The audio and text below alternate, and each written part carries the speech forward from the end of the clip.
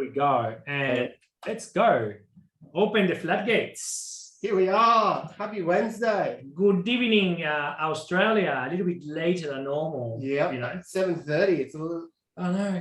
the crack of dusk for us here for our normal sort of. Justin messaged me. He was about to go to bed. I was like, "What's going on? You're late, mate." And I'm like, "Oh man, This you're is just here." how we are doing it. G'day everyone. Don, Dan, Carl, Brian, Yeah, Dave, Hayden, Matt, Scott, yeah. The Ryder, Leylands. Rhett, Dennis. Everyone's coming on in. Most likely, Paul Leyland must be stuck on the freeway. Yep. If hopefully the current didn't take his car. I think he's pretty safe where he is. I checked on him. He'd be able to call one of his mates Yeah. if he did get in too many strife. He's got enough. He said, he asked me for a couple of Springbanks, since just in case anything happens, save a couple of Springbanks for me. Put them aside. No, Yeah. he will be joining soon. Rob just joined. We haven't seen him in a while. He was not well for the last couple of weeks. He got the spicy cough. Yeah. Yeah. And he's still loading in the background there, but up there he is. He's back. Hayden's dad is George. George's probably sitting on the side of the road. Yep. George, how are you, George? He broke down and that's what he said. He's probably on the pub. Yeah. That's, Sorry, until mate, we I can can see do what's going on, we don't believe you, George. No, sorry. I'm actually having a beer. Truth, man. That's yeah, good stuff. That's the spirit. Thanks for joining, mate. Jose, I've been looking forward to this tasting for a fair while, man. Me too. Mm. I've been looking forward to meet this man, this Yeah. internationally known. The doyen. Yes, Dicky Dave or Dave Worthington. How are you, Dave? Nice to meet you. And same with John. Thanks for joining us tonight from your homeland. Where is that? Good morning. Yeah, right. I'm in the middle of deepest, as I always say, deepest mid Bedfordshire, which is a little village just south of Bedford, just about an hour north of London. So I can get into town pretty quickly. But it's a glorious morning here this morning. Another glorious morning. It was great yesterday, but yeah, it has been pretty grey and wet here. But, we've got some cracking whiskies to start the morning, and I do love doing Australian whiskey tastings because they start at a very reasonable time and set you up for the rest of the day. I was just saying to the guys earlier that, you know, the Canadian and the American whiskey tastings start at midnight for me, and that's okay. I don't mind starting at midnight because you're just starting to get just feeling a bit sleepy. Yeah. And then you get your second wind and off you go. And then they pull the plug on you at 3 o'clock in the morning, and I'm ready to party. You know, I've done 6 whiskies, and everyone's asleep. You know, when you do these whiskey tastings out in the field, in real life, when you hang around afterwards, and just like we do on these chat things sometimes for a little while, and then you're taken by your area managers to a number of bars, so you do a number of bar calls, and it's really quite late before you. I miss all of that sort of thing. So when they pull the plug on you, I'm ready to carry on. You're ready to go. Yeah, I've got a full day ahead, work ahead of me after this. But yeah, not a bad way to start a Wednesday, is it? I'm just going to finish my coffee here. But lovely to meet you all. And we're going to start. I want to start with the Macallan. I really do, because it is kind of special. I thought that's while our palates are fresh. Yeah. And I'm going to rinse mine in a minute. But I reckon that's a sensational. That's idea. a sensational. I like that daring to go Jump in the deep end. We jump in it straight away. Not messing around with spiders. And then we can taste it for a long time. You know, that's one of the things, right? We always say, yeah, well, the palate takes around half an hour to warm up. So yeah, there's a couple of whiskies in here that are. There's a couple of big whiskies at the back, certainly. The Springbank is a big whiskey, and the number 2 is a nice. I toyed with the order. I always toy with the order, and spent yesterday running up and down and make sure I had it in the right order. And I think I've got them right, because if we get them right, we should live forever. That's the theory. If we drink them in the right order, there's always a key. But yeah, all of them are quite big whiskies, I must admit. Even, you know, the Inchgower is a big spicy whiskey. It's only a 14, it says 14 on the label. It's actually a 15-year-old, I found out. And the Ben Riach that we're going to follow that with afterwards is just, I was drinking that last night. It's just so chocolatey. It really is like eating your kids' Easter eggs. And I haven't done that for a few years. But where should we start? Should we?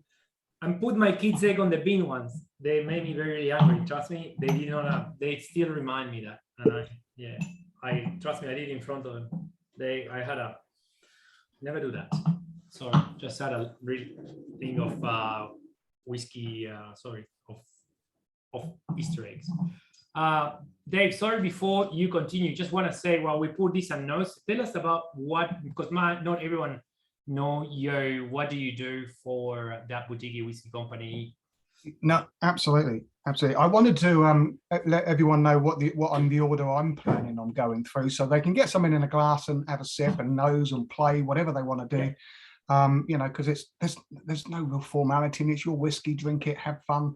But I will go through it in an order. And if you stick to the order, like I say, we should live forever.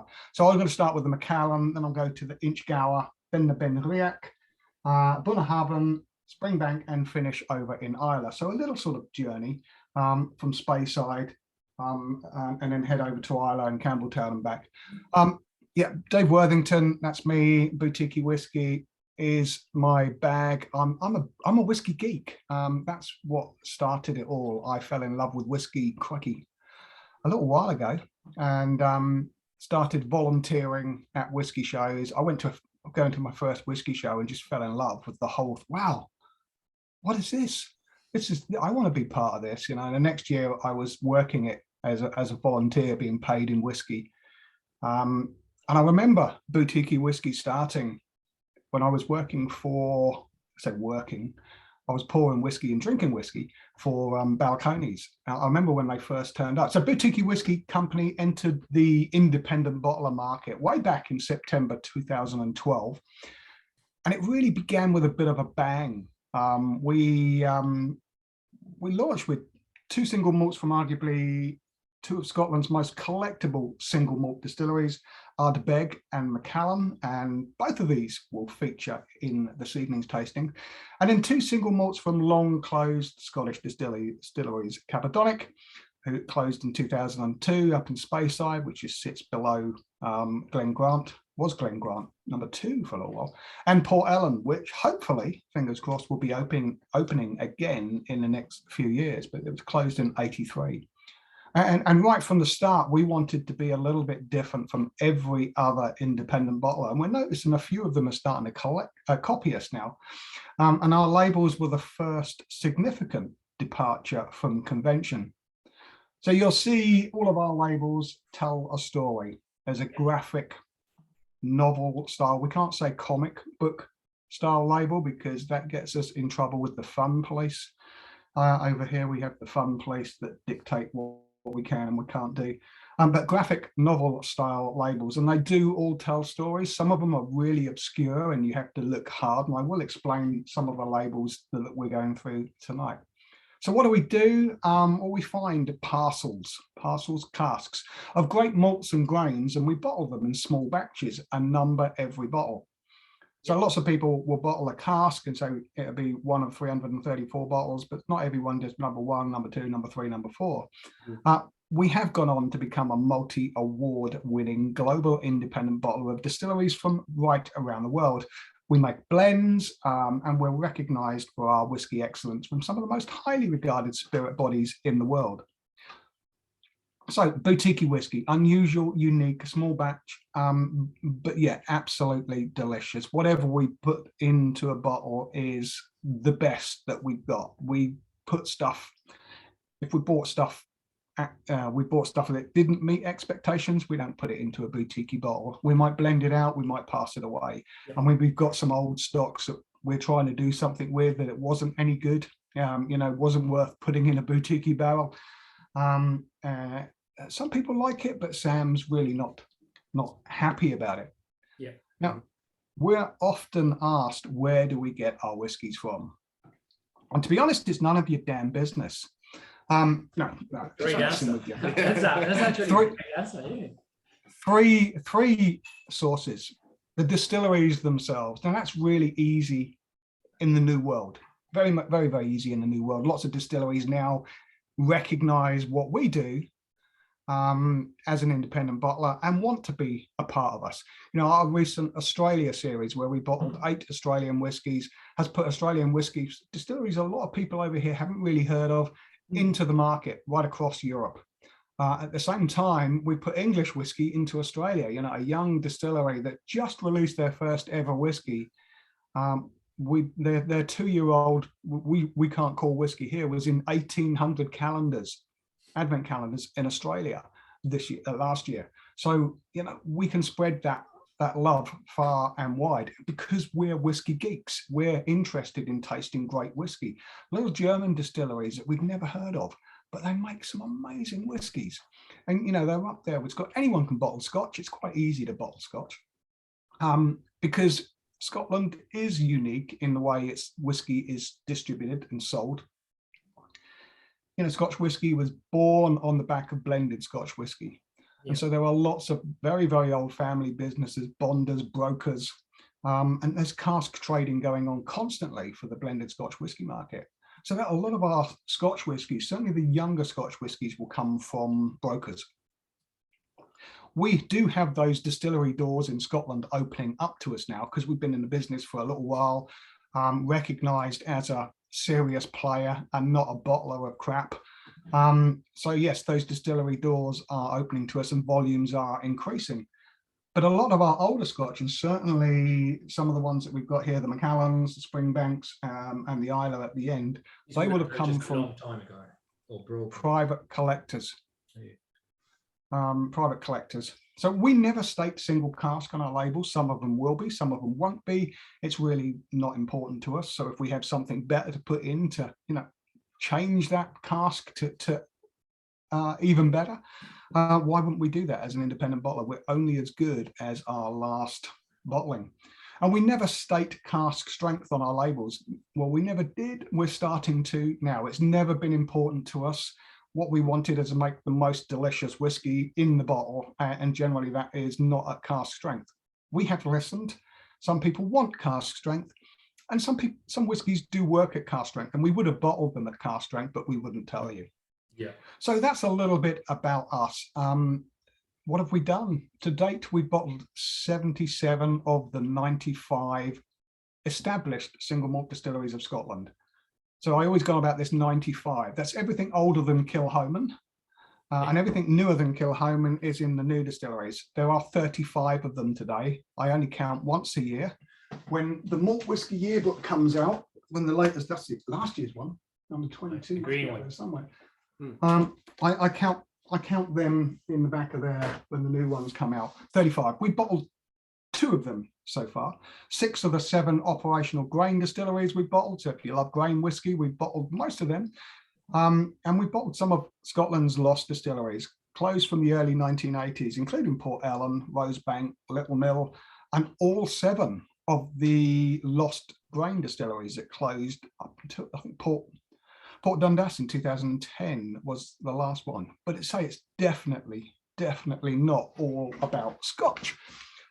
We recognized quite early on that there's whiskey being made right around the world, and it doesn't need to be 15, 18, 20 years old. There's some great whiskey being made in little tiny distilleries, one-man bands, husband and wife teams, father and son teams. You know, you've got lots of these guys in Australia making incredible whiskey. That 2-year-old Callara that we bottled last year was absolutely stunning. You would never know it was a 2-year-old. You put that into a blind tasting. A 6-year-old South African whiskey that stood up in a tasting with a group of people, with a 20-year-old Macallan, a 48-year-old Invergordon, and nobody knew that this little 6-year-old South African single malt in the middle was just 6 years old. There are some great whiskies. And we bottled whiskey from right around the world, right across Europe. And our last series was right across Northwest Europe. So Finnish whiskies, Danish whiskies.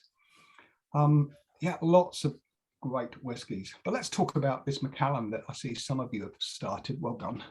Let me share. Let me get the label up so we talk about it. Can I share the screen? Yes, I can. You should be able to, yeah. River. So you should be able to see our labels on there. There we Okay, so this is a special 28-year-old Macallan. It's batch 23. I've got batch 17, which is actually a sister cask that was distilled and dumped exactly on the same day. And it happens to be both ex-sherry hoggies. So this is our 23rd batch from Macallan, 28-year-old, distilled in April 1990, matured in an ex-sherry hoggy. And there was a release of just 245 bottles, but as Simon has alluded, that most of this was bottled as minis because that's why it was much higher on the spreadsheet when I looked at it. I thought there's no way I can make that many bottles, but I didn't realize they were all little minis. So one of our first labels, I think Macallan and Ardbeg are 1 and 2 for me on our label design stories. It is one of the original farm distilleries of Speyside. It started life in 1825 as the Elkies distillery, but by the end of the 19th century, it was known as Macallan Glenlivet. And it wasn't until 1980 that Glenlivet suffix was removed. From the 1950s, the distillery had been greatly expanded all down to demand, really demand from the blenders. And more recently, it's been completely redesigned into this very modern looking Teletubby, bumpy, grassy thing in Speyside. I mean, it really is really beautiful what they've done to it, although they've kept all the old still. So it's been modernized and expanded again. It's quite a big distillery, but it's always been an important malt for blending. They were one of the few distilleries that had no active blending interests. They really were content in themselves with supplying their whiskey to other firms for blending. Lots of it went to Gordon and MacPhail in the days. And it wasn't until the early 80s when they faced a downturn in their market for fillings. Fillings is what the industry call Scotch made for blended Scotch whiskey. Still today, you buy fillings. They decided to focus a little bit more strongly on then the new single malt category, which was coming out. But the 80s was a period of turmoil in Scotch whiskies, with lots of distilleries going into mothballs, closing down. And so these whiskies at the end of the 80s, early 90s, these are the whiskies that were sold to private individuals because they needed that cash coming in. These distilleries were going on short time. That's correct. That's why we kind of tend to see in the IB market a lot of parcels that come of similar vintage for certain distilleries, coming particularly from the 80s, you know. Yeah, mid 80s, early 90s is where people were investing. That's where we're getting a lot of those sort of casks for sale. 88 Blair Atholls, 88 Fettercans, 83 Stininics. Yeah. Those things that are kind of, it's not one that appears at a time. It's like heaps of them at the same time. Yeah, someone getting rid of their portfolio. Yeah, there was a few years in the mid 80s of very, very little production from distilleries. A lot of these distilleries were running on short time. So some years are harder than others. Yeah. Like 1984, for example, is very, very difficult to find. It just happens to be my eldest daughter's birth year. And so her whiskey collection is very, very small, but very, very expensive at the same time. You're right. This is a very nice Macallan, John. Isn't it? Yeah. It's delicious. I mean, we don't normally get to see slightly more pretty Macallans like this. No. You know? That's a profile that the distillery has decided is probably not convenient. Well, look, it's not on this. They don't go on the florals. They just go on the sherry side. That's their own choice of marketing. And this is an elegance that you don't normally see it. Well, now we know it's a single cask. Yeah. Right. Yeah, this one is an ex-sherry hoggy. So distilled in April 1990. And the sherry is very, very, very mild. Very mild. Yeah. Very, very, very subtle. But I think what my experience with bourbon Macallans is normally tend to be quite sharp. I think everyone made a favor to Macallan. Well, they made themselves a favor, just pretty much doing sherry casks from a long time. And with this we can see that you don't need to have a massive sherry bomb. It out of doesn't. Macallan. It doesn't need the backbone of a full, first fill sherry cask. Correct. Yeah, it's super elegant. I get so many like orchard fruits, apples and pears on the nose, and a little bit of like honey as well. It's sensational. I think Yeah. this was a great choice to start with because this is going to evolve all along Absolutely. the tasting. I think that was a great call Yeah. for you, Dave, to start on this one. Yeah, Definitely, you don't want to, because the next one really is hot and spicy Yeah. that we're going to move on to next. What can I tell you about Macallan? Japanese company Suntory bought out a quarter of the stocks way back in the mid 80s. So a lot of that sort of stock disappeared that I was talking about when there wasn't an awful lot of it about, but they bought a quarter of it. And then Highland Distillers bought out the remaining stocks. So Highland Distillers, well, they were a big company at the time and put lots of distilleries together. I think they've reopened Glenglassaugh yeah. a little while ago. In 1999, Macallan was acquired by Edrington and has not changed hands since. And they've really started to premiumize the brand from then and really driving that premiumization of that brand all the way up to where it is today. They were one of the first distilleries that took that decision to mature almost all of its stock in sherry casks.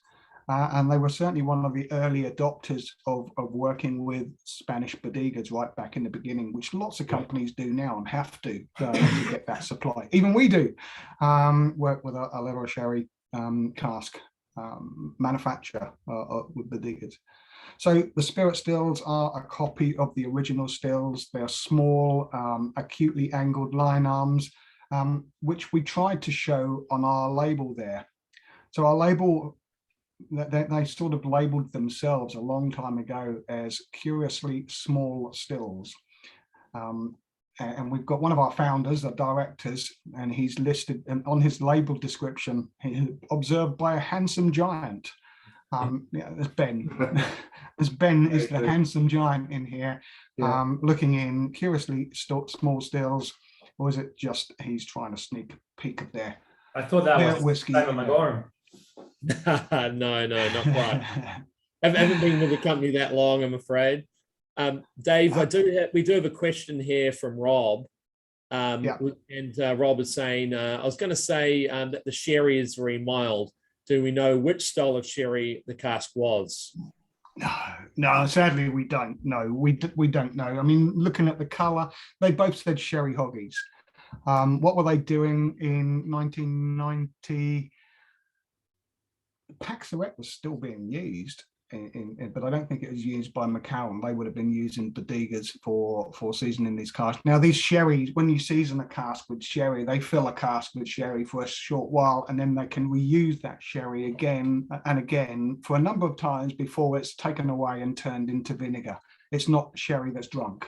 When you season a cask with sherry nowadays, since they stopped shipping when they stopped shipping casks to the UK, sherry casks to the UK 93 in the 80s. No, wasn't that with the EU and they started the appellation sherry? They did, yeah. Bottle anymore. You weren't allowed to ship in casks. So a lot of the big old sherry casks that people like Gordon and MacPhail have, that these very, very old whiskies are being hanging around for a long time, like that 75-year-old Mortlach, and they've just done some 80-year-old Macallan. These were in those big old shipping casks, again, specially made to ship sherry to here. So there wasn't sherry in it for a great long time. You know, sherry doesn't normally stay in cask. It does stay in cask, but it's in a Solera system that never moves. So these have always been sort of seasoned casks, but it could be seasoned several times with the same sherry. So we obviously we have no idea what this was on. We're talking back 1990. It was all about selling a cask for cash at those times. But it's a cracking whiskey, and we're glad that we got hold of these big parcels of Macallan at the time. As I tell everyone that join us, do not finish your sample because we continue with them until the end, right? And this is one to hold on until a little bit later. Yeah, you know, once the palate has warmed up to all the other flavors and revisit, and I reckon the fruits are just gonna get more intense. Yeah, it'll be very good. And as well, we didn't introduce Simon earlier, but Simon's the APAC. boutique sales manager. Yeah. So obviously looks after us here at Casa Vinos. I got Simon there. And how are you, Simon? I'm good. I'm good. Unfortunately, I don't have any 28-year-old Macallan in my glass. We'll save you some. We save you Yeah. some. No, look, I'm sure I know someone I can get it off. Right, George? Yeah.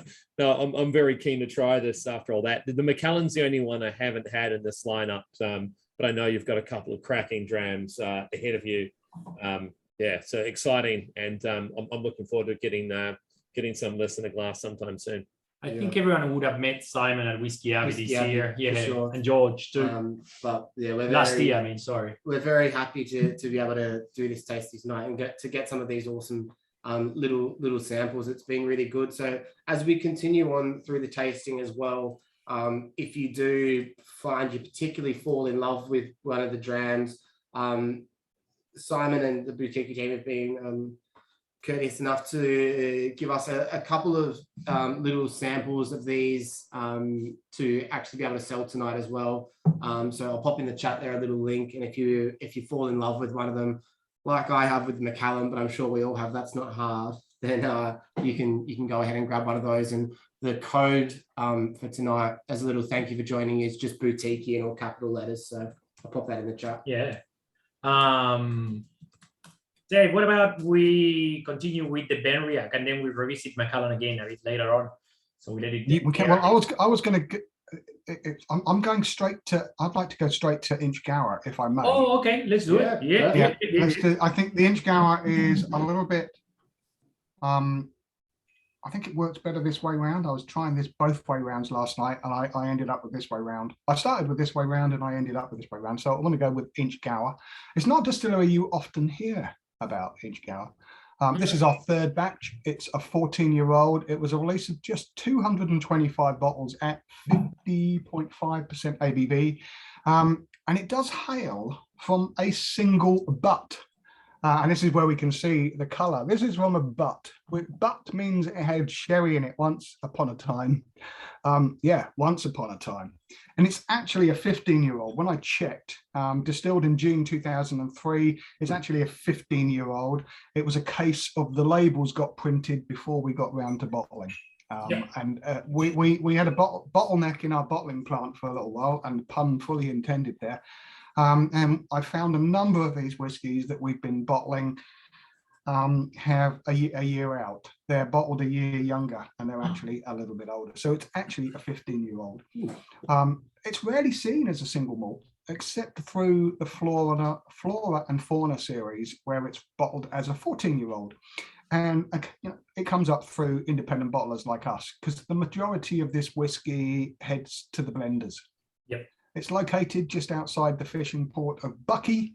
It's a coastal Speyside single malt, and it's always been a significant player in blends. Bell's in particular. Bell's was a huge whiskey here in the 70s and early 80s.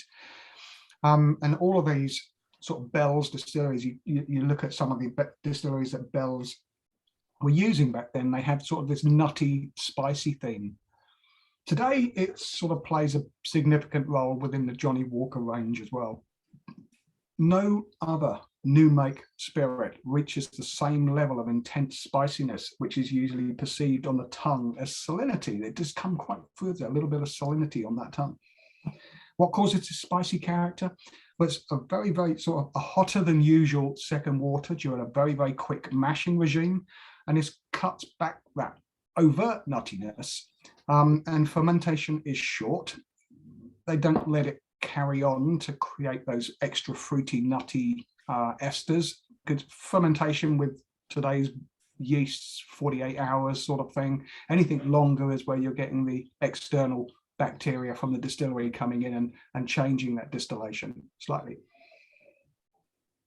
And they have steeply angled line arms on the stills to help capture those sort of weightier elements to come across. I really love this. It's really sort of floral on the nose with a little bit of that sort of citrus orange zest. But it's really warming on the palate. I absolutely adore this. And we've bottled a few batches, 26-year-olds, 17-year-olds. And this is a very, very affordable 14-year-old, 15-year-old actually, but 14 on the label. He's actually. And it just seems to get better and better as I get into this. Keep developing. I love that the citrus zest and the orange on the nose. It's there, and the palate being like slightly more vegetal and like almost a little bit more of a treacle spicy note to it as well. Stunning dram. It's got that salted caramel on the back sort of thing. Yeah, I concur with the lime. For me, it's more lime than an orange, like in that sense, like sort of, I don't know, Brighter. yeah. And the salinity on the palate is amazing. Yeah. Makes it reminds me of like an old Putney kind of salinity. Old Putney, yeah, something that's like that. cool. You know, that very interesting with that sort of maybe like white chocolate finish on the palate. With a sort of sweetness, vanilla. Yes. Yeah. Beautiful savory palate. Yeah, I don't think that sherry butt has done anything in terms of it. I mean, this is fillings this is literally fillings. This is stuff to go to the market. It's all about the character, the distillery character that they're trying to bring there, rather from any external wood influence. And I think it comes across really lovely. Our label, I really didn't understand. We have a team now at Boutique Whisky that come up with the label ideas. All of our labels are done by one artist. She's been with us from the very, very beginning. Emily Chappell is her name. She's a freelance illustrator based up in Glasgow, a Mancunian originally, went to university in Glasgow and fell in love with the place and stayed there ever since. She is a freelance illustrator, so she works for us as a ad hoc when we need her to, and she's done over 200 labels for us now. Well over 200 standard labels, plus all the custom labels that we've done for different customers over the years. Lots of them, very, very bespoke labels for some customers. This is,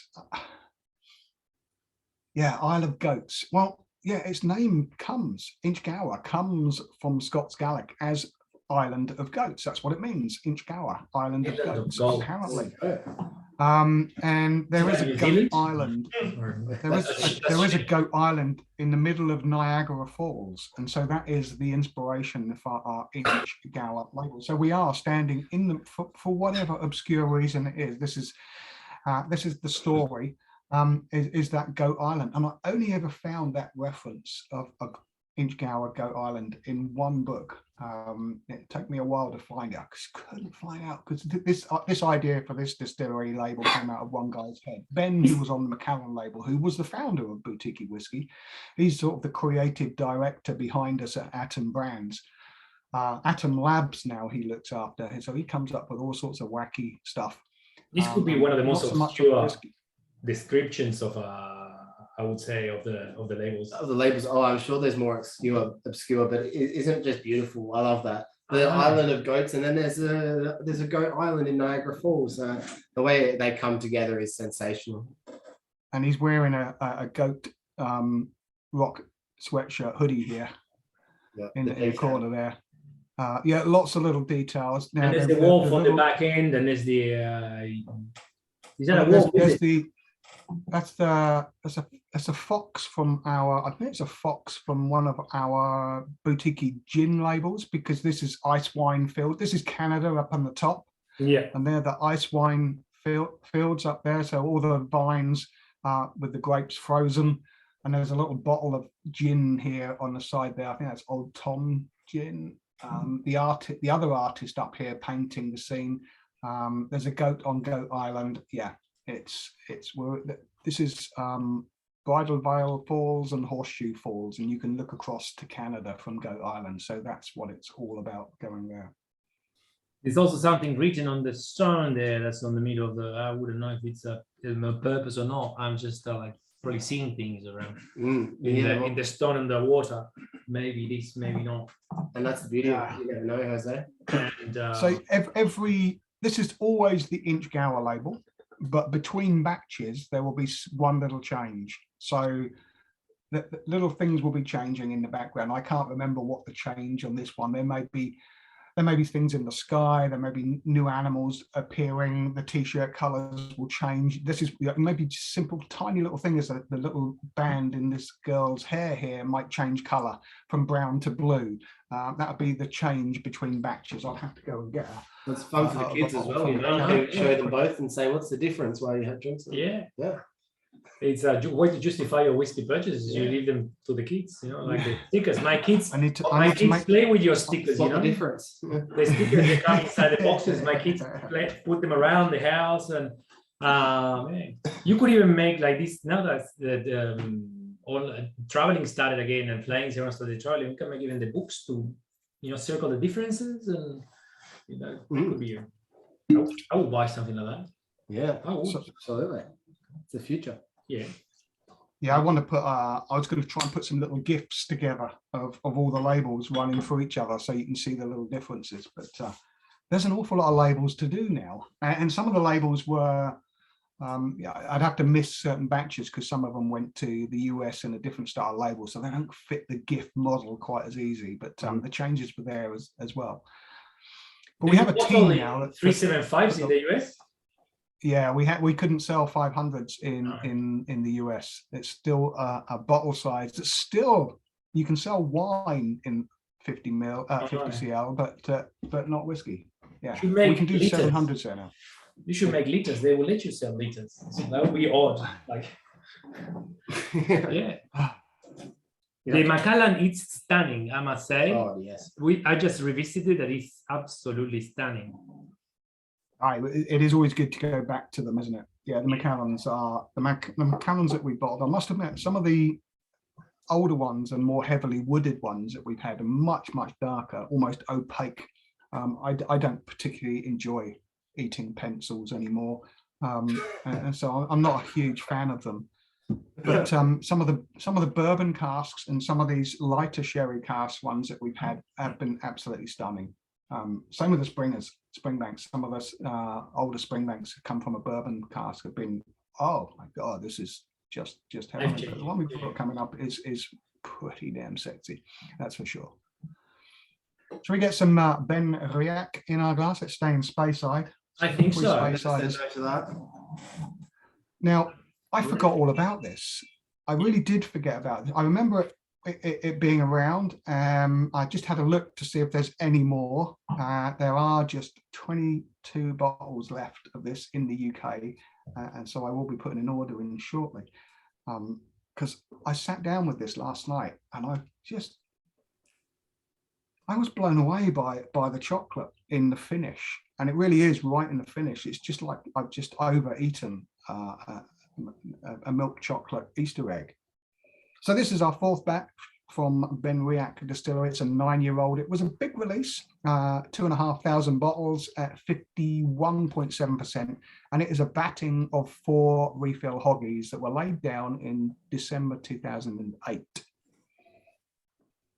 Now, this distillery was mothballed for 65 years. This is a distillery that was built at the end of the boom, the whiskey boom in the 1890s, first ran in 1898. And then following the Patterson crash, it closed just 2 years later in 1900 and remained silent until 1965. Now, the distillery was completely refurbished in 65, like nearly every Scottish distillery between the 1960s and 1970s. Most distilleries were refurbished, completely rebuilt, and this one was. And so it was this new growth period in Scotland, boom and bust, here we go. But during that 65 years, the distillery was a maltings. Most of those silent years, it was a maltings. So it malted barley. The malting floors were open. It never made whiskey, but it made malt, supplying malt for all the local distilleries. Yeah. The distillery closed again in 1999 and was silent once again until it was sold for another 5 years. It was silent in 2004 when it started production again under Billy Walker's stewardship, who went on and Glenn Glasser, which I was just talking about the other night, to some Ben Riach, and the other one, which I can't remember off the top of my head, adding capital letters willy-nilly. It's just done the same with Glen Alecky, just chuck chuck an A into Glenallachie, capital A. He is the capital. He's a capital whiskey man. So Benriach, rarely seen as a single malt at the time, with most of its production was heading to the blended Scotch whisky industry. And that all changed when it became independent in 2004 and the brand with the capital R began. Now that capital R has disappeared again. Now it's been sold. I've seen new Benriach labels that capital R is sort of disappearing.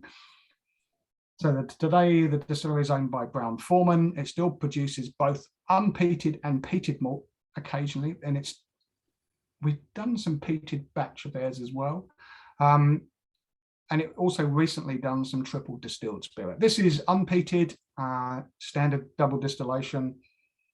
When did I say this was from 2008? So he would have still been under contract to do some fillings, I guess, at that time, which is why this is here. Yeah.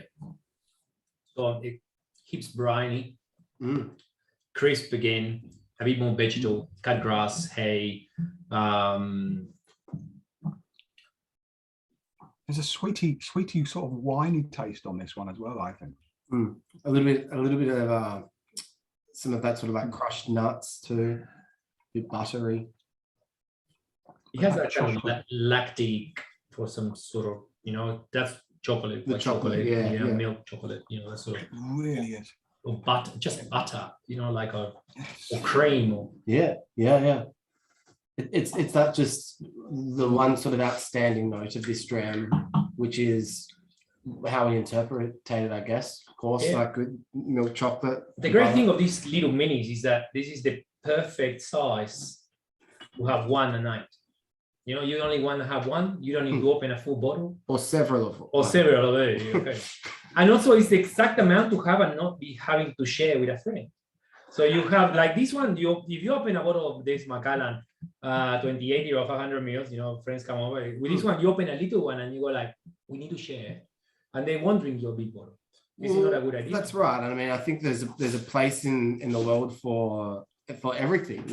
Bigger bottles are where it's at, but these little bottles, although if some might often frown upon them or not see the benefits of them, there's some benefits to having little ones of these on hand. When we stay after the tastings here, we have little bottles, we won't drink all my whiskey. You can take them to the football, Jose. You can take them on a plane. The football, yeah. I can, yes. They fit in the pants. Yeah. Sorry, Dave, to disclose a little bit too much about our.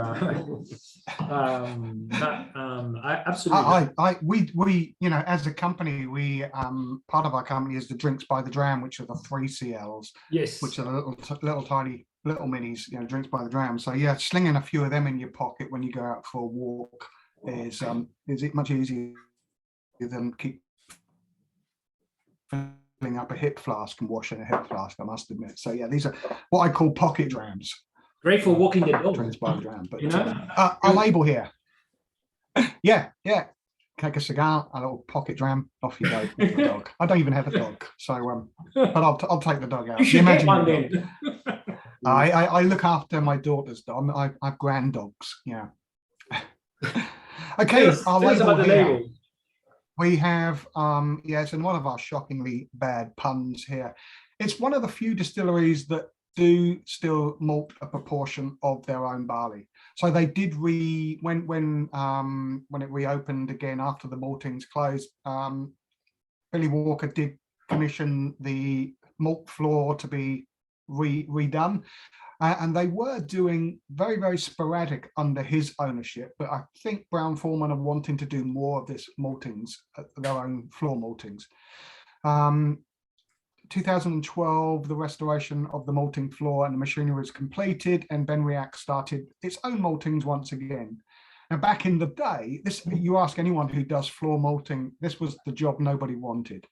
It all sounds very romantic, but it is back-breaking work, because all of this malt is shoveled over by hand by the maltsters, and they would be turning barley. When you go and see a malting floor, you can see a few of them out in Scotland. One of the ones to go and see is probably Springbank, where they do 100% floor malting. But yeah, someone's got to turn this all by hand. And I've done it in Kilhoman. moving the barley around by hand. It's backbreaking work. It's like a I only punch. did it for a little while. Yeah, you get a hunchback. They would get a hunchback, labor-intensive work, and this hunch became known as monkey shoulder. Yeah. Where that name monkey shoulder of the whiskey comes from. And so we've got monkeys. There you go. Turning over. Malting monkeys in there with their hunch shoulders over there, throwing the barley around. So it's just one of our shockingly bad puns that we like to tell. But it's really telling the story that this distillery has been a maltings for longer than it has distilled whiskey. That's the bottom line. 65 years, it was mostly a maltings. It did 2 years of distilling before it closed. And then it spent another few years from 65 to, when did it close? 99. Yep. So yeah, another 30 years of distilling. So yeah, most of his life it's been a malting. And So Benrick that's is where one it of those comes from. distilleries that characterizes of almost like tomatin, that for being really floral and pretty normally when it gets to a certain age and very fragrant. And I reckon it's a distillery that couldn't find an identity for a long time on the hands of Brown-Forman, because there were all these cask variations that it was hard for the regular whiskey consumer to understand how good and fruity the bourbon style could get. What do you think about that, Dave? This is, I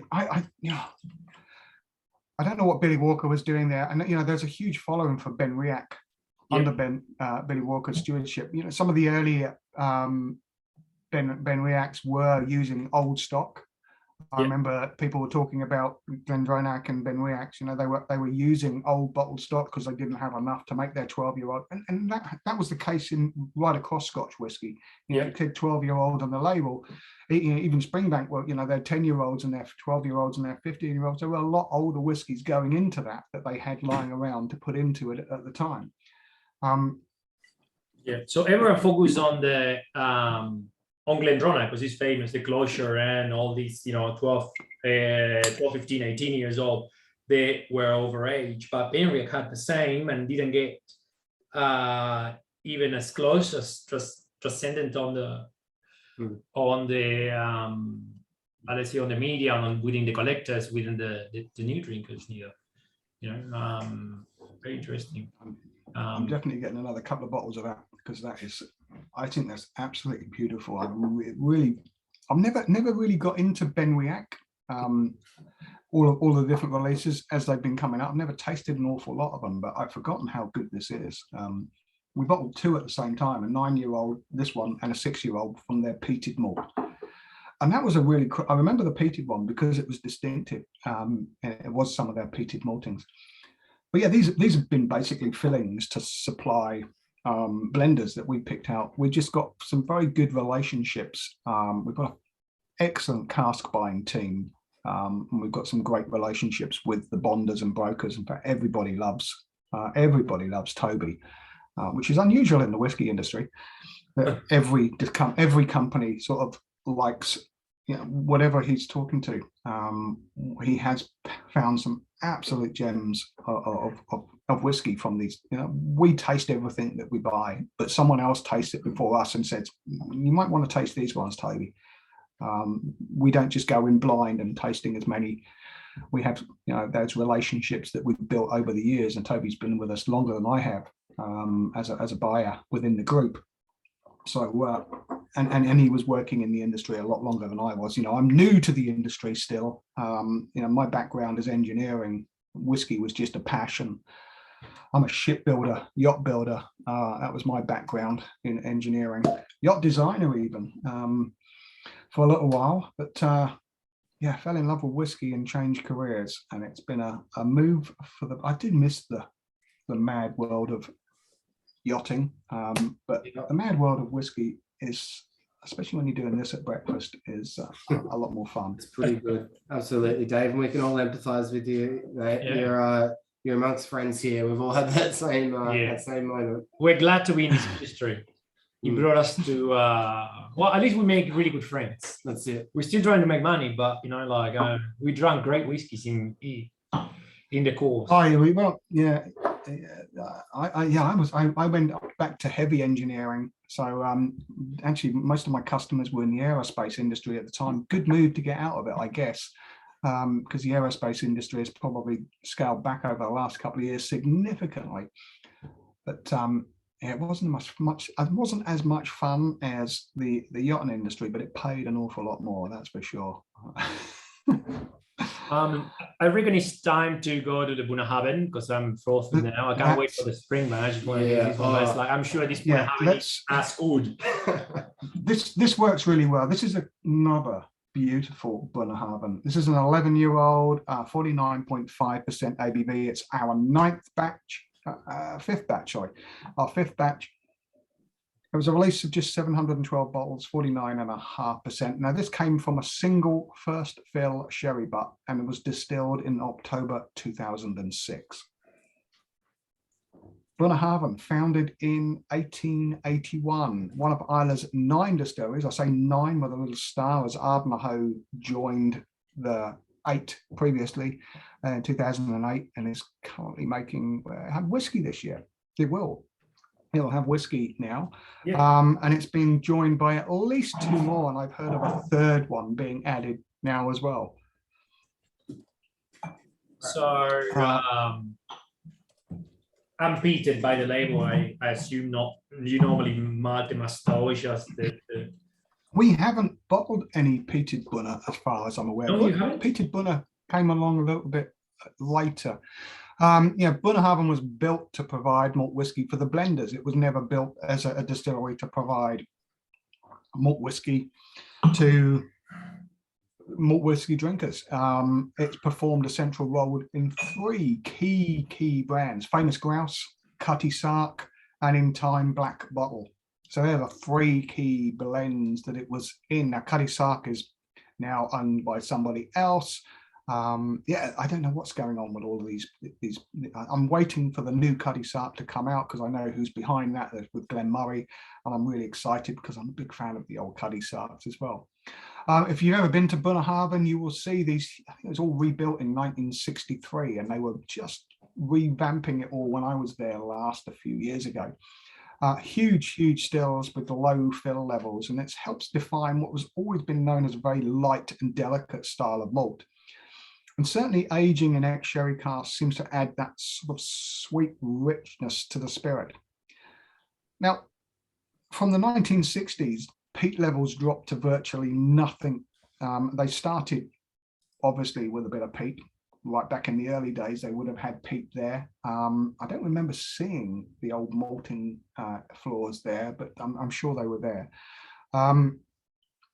So they didn't peat anything from the 1960s on. It wasn't until the late 1990s that they started using peat again. And now they have the 2 different styles. Speaking to them not so long ago, I think 35% of their production is now that sort of heavily peated style. And it's sort of doubled, and they reckon those peating levels are starting to increase as well. Now, that the key distiller that who used to work there that I used to talk to has left and now manages Glen Murray. But this is unpeated, and sherry cask, 11 years old. Everything that we bottle in Bunnahabhain sort of disappears very, very quickly. And we bottled some very, very old stuff, and it's just a 10, 11-year-old we bottled. Is I still think Bunnahabhain 12-year-old, the standard 12-year-old that you can buy, their distillery bottling is one of the best bang for your buck whiskies. Yeah. In real terms, Deanston, Bunnahabhain, 12-year-olds, both of them, stunning whiskies as a bang for your buck whiskey. Simon's pouring himself 1970s Cutty Sark right now. I used to like the Cutty Sark ads back in the day. There's all the marine theme, and just make classy, different. Yeah. Hey. This is a stunning whiskey, and it's got Bunnahabhain written all over it. Absolutely beautiful, and just provides such depth and length even at this young age.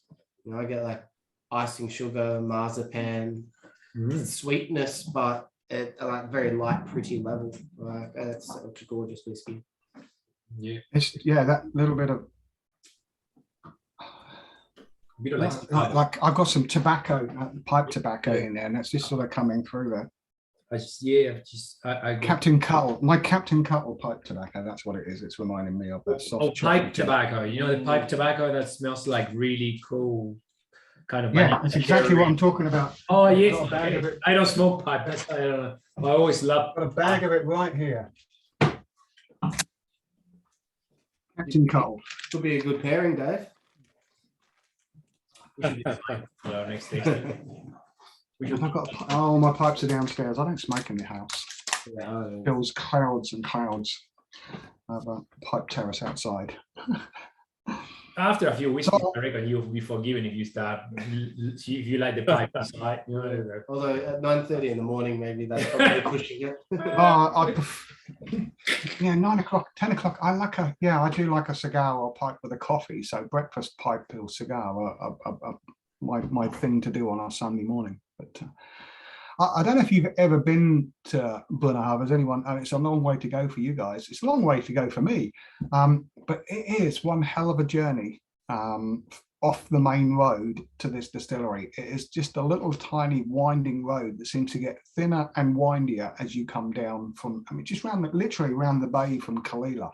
But to get there is this just horrendous road. What we call a terrifying track. And so that's basically our label on here. It really simply features the distillery itself along with that terrifying track. And we've got someone here who's driving it as a rally car, as most of the locals do. They drive up and down this road like they're in a race. It is frightening. I hate going down that road because you just do not know who you're going to meet coming back up it. Probably David Brody or someone like that. Hairing their way back home to the pub. I say this is the Bunnahabhain label. What changes? Lots of things change on here. It's always fun to look what's going on in the background here. The scenes on the beach start changing around. We've had to see some sharks come through, and then one of the levels, this little truck moves up and down. Just little things going on in the background. Maybe sharks, but there's no sharks in Scotland. Oh well, not that probably. Well, there's lots of basking sharks up there. And certainly there are dolphins that come through the Sound of Isla here, because I've seen David Brody's. If you're on Twitter, I live on social media. I live on Twitter. I like Twitter because there's a lot of banter. Instagram is just glossy pictures. Everyone wants to see pictures of full bottles. Nearly all of my pictures are open bottles or empty bottles. And I'm not very good at taking pictures, and there's no conversation there. Whereas on Twitter, there is a bit of banter. And if you're on Twitter, David Brody is one of the part-time tour guides there. And if you're in Isla, go to Lucci's Bar in Bamor. You're bound to find him there while he's not working. On Lucci's Bar is one of the best whiskey bars on Isla. They've got just about everything that's ever been produced on the island there. It's just an amazing whiskey bar, but all the characters go into there. But yeah, follow David Brody on Twitter because he gets this sort of view from the veranda, and he's out there. Greetings from Isla. You'll get a lot of fun with David. But that's our label there. I just had a moment and revisited back the Inchgauer, and it's absolutely stunning.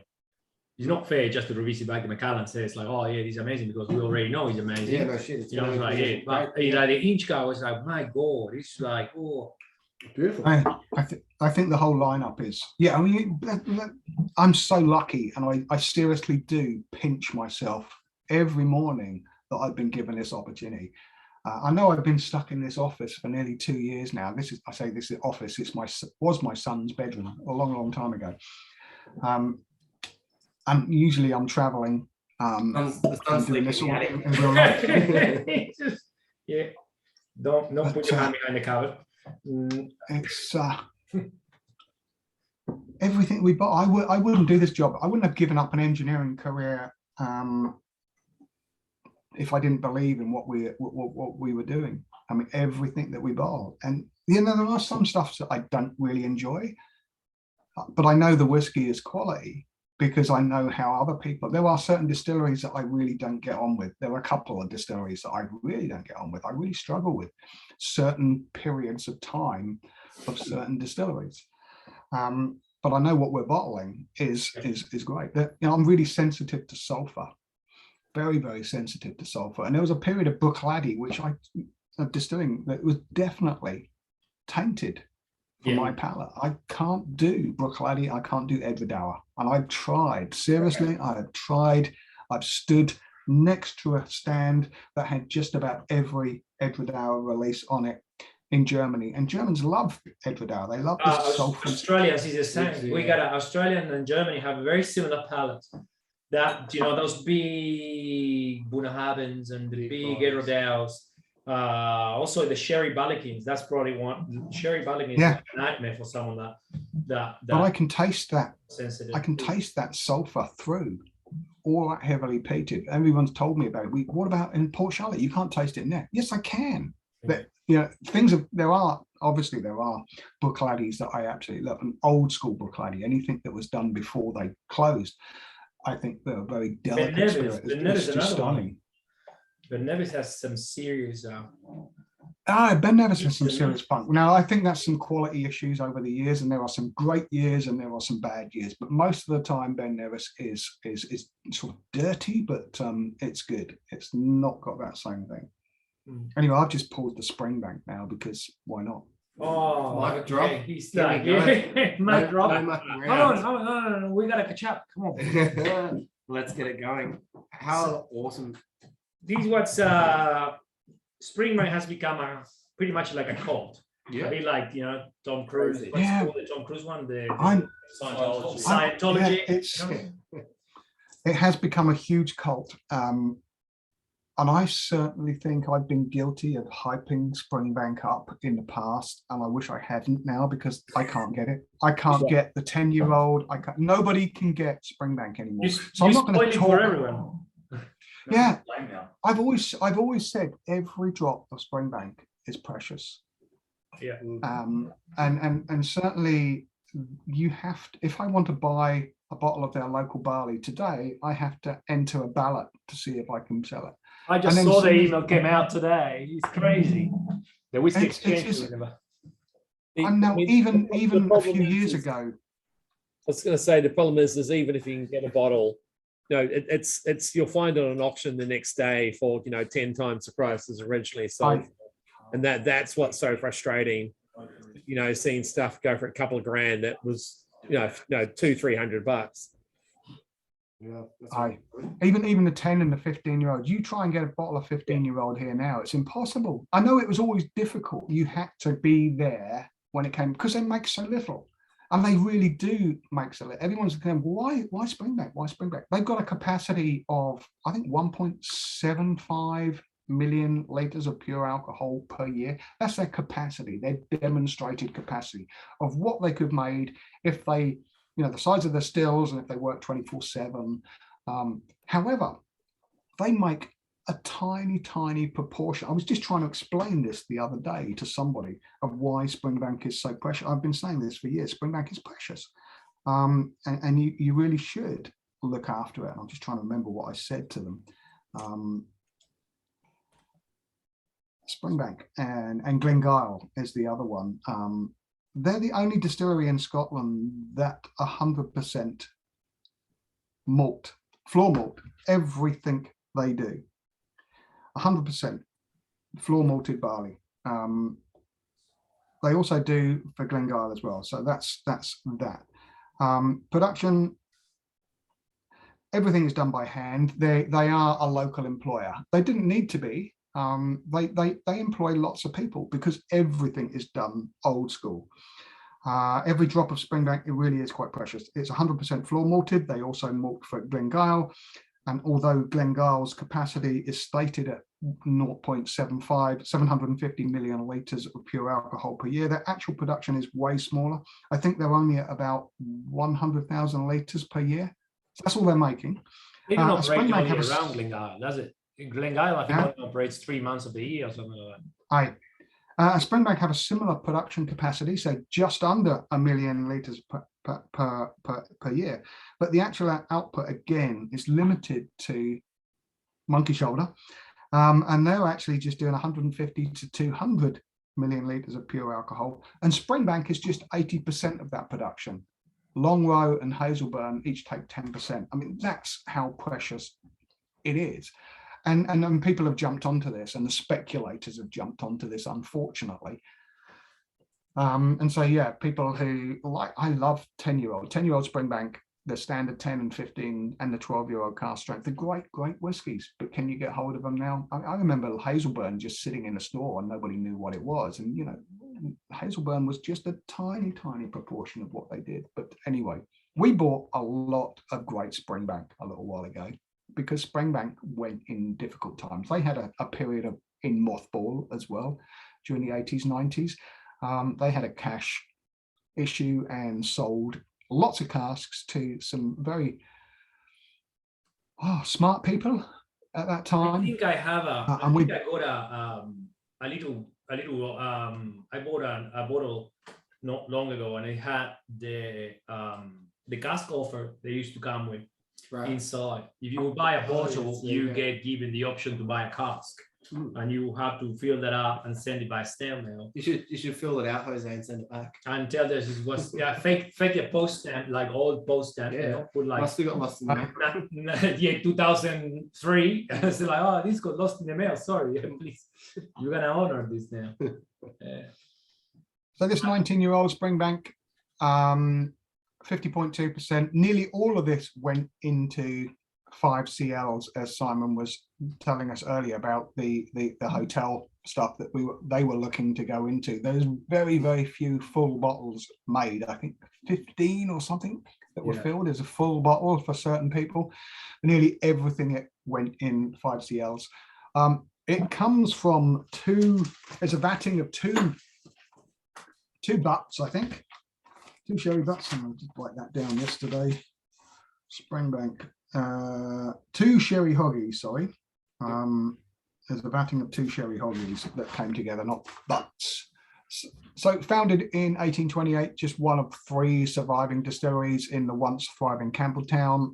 Some great books on Campbelltown whiskey around there, if you're into your whiskey history from its 1800 heyday. And I see there's a couple of new ones being planned in Campbelltown, which is really quite exciting. I mean, Campbelltown is one of those areas that are sort of geographical designation that's listed by the SWA that was nearly lost.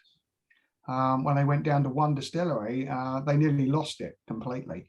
I heard that's why they opened Kilkerran to keep the status of a. Absolutely, they did reopen Glengyle just to get that, make sure they didn't lose that Campbelltown region. Now, some of the distillery buildings that Springbank is housed in today date back to 1828, and alongside buildings that were used for closed distilleries. So the building of Springbank Distillery sort of encompasses old buildings from Longrow, which is a brand they use today, Macallan, Union Springside, and Argyll. I mentioned it earlier, it is the only distillery in Scotland that malts its entire needs of barley using its own floor maltings. Highly inefficient, very variable. It also supplies all of the malted barley for the neighbouring distillery Glengyle, the Kilkerran releases. Just 3 stills, 1 wash, 2 spirit stills, and the wash still is certainly unique, being both direct fired and having internal steam coils. Condensers are used on the wash and one of the spirit stills, and they use a worm tub on the other spirit still.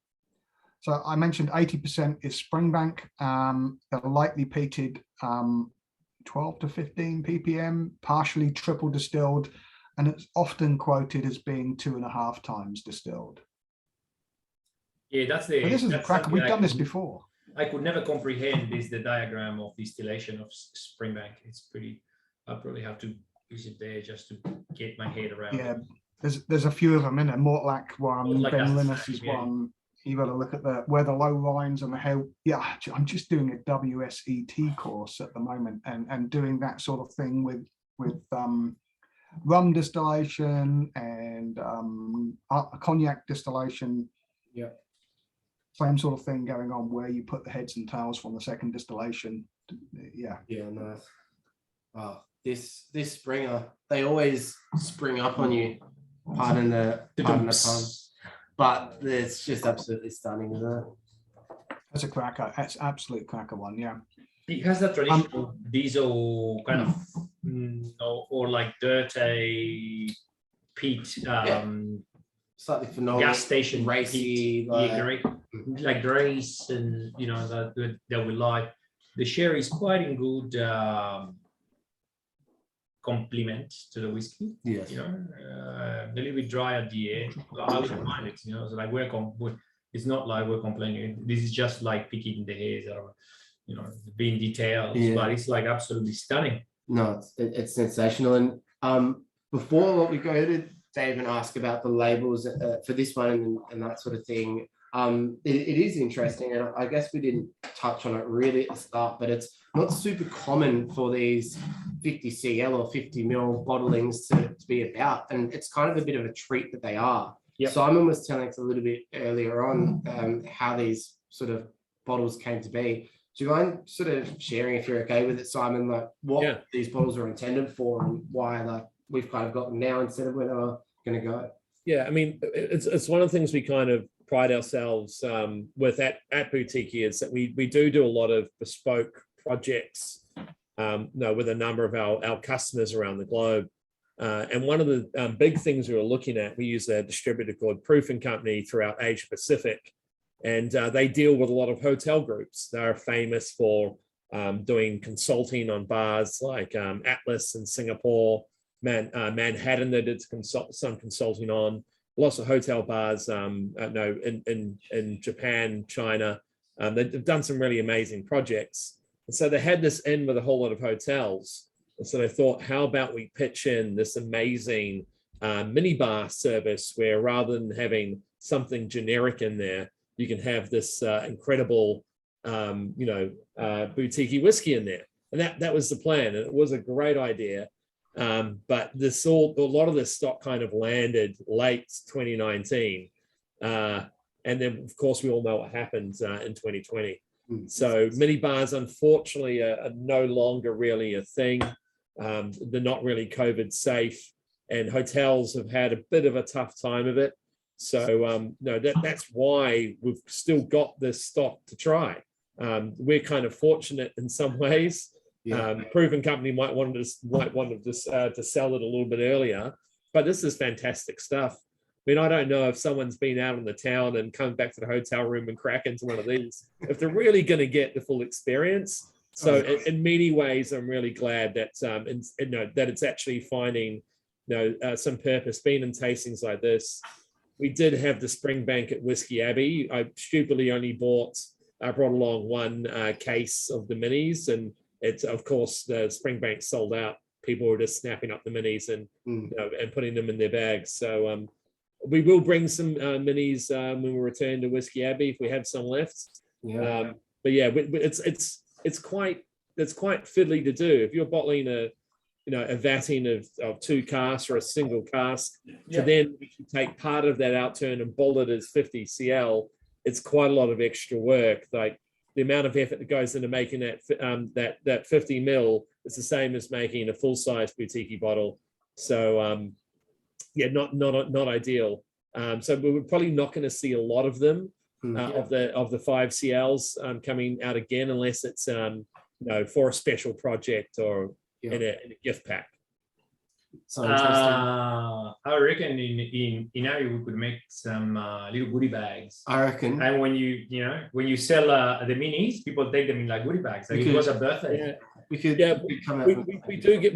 odd project where we we'll sell a cask and they'll say, hey, we'll bottle half of it in full size bottles, then half of it in the 50 ml bottles, and so you can buy a full size bottle, you get a free 50 ml with it. We've done that for a couple of customers. I know I'm just about to ship about 750 50 ml bottles of 26-year-old Highland Park, which I'm not sure when we'll see more of that again at that age. So we get some amazing liquid and minis, and they are a lot of fun. I mean, you probably can see up on my shelf here, I've got a load of minis up here. I love a mini. I think they're a lot of fun. I've had some cracking whiskey out of minis as well. It's what I said that it's like really convenient because you don't need to open a big bottle which oxidizes, etc. So having a few minis, so I know it's a pain in the bum for a bottler, but as a consumer, it's not. Lots of bad things have probably come out in the last couple of years, but I reckon one of the best ones is that all this whiskey's been saved and now we get to drink it because like you guys weren't mucking around bottling this for hotels. People going back to their hotel after a big night out and pouring one of these jams and going, gee, these taste pretty good. Like, yeah, it does. I would take it home. Oh yeah, I would take it home. Not leaving it in the hotel. You take it. Why you wanna? You know when I drink the Johnny Red, the Johnny Black, the Chivas that they leave you there normally. I went to a pretty cool hotel in Brisbane. They had Glendronach 12. I was like, oh my god, wow. It's still like normal stuff. But if you get a Macallan 20-year or Springman 19-year-old, that's coming back with let's me. not stay in the hotel. I know. you're refilling with the Johnny Walker, but you left it there. It's like a soap. That was the idea. That was the idea. I mean, the problem is with hotel minibars is often the offering is just a little bit banal, a bit bland. But some of those edgier boutique hotels want to sort of shake things up, and that's where something like Boutique could fit really well in there, and just go, wow, that's so impressive. I want to take that minibar home, and that was kind of the thinking behind it. I totally agree with that.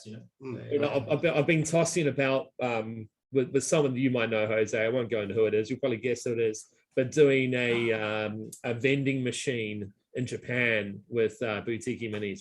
Oh, very cool. Did you hear what we almost bought with Jackie Chan and they didn't want to bring it to Melbourne? No, they had a I spoke. He was exactly the man I was talking to. Mate. Late one night at Hats and Tats. So there you go. They had a claw machine for bottles.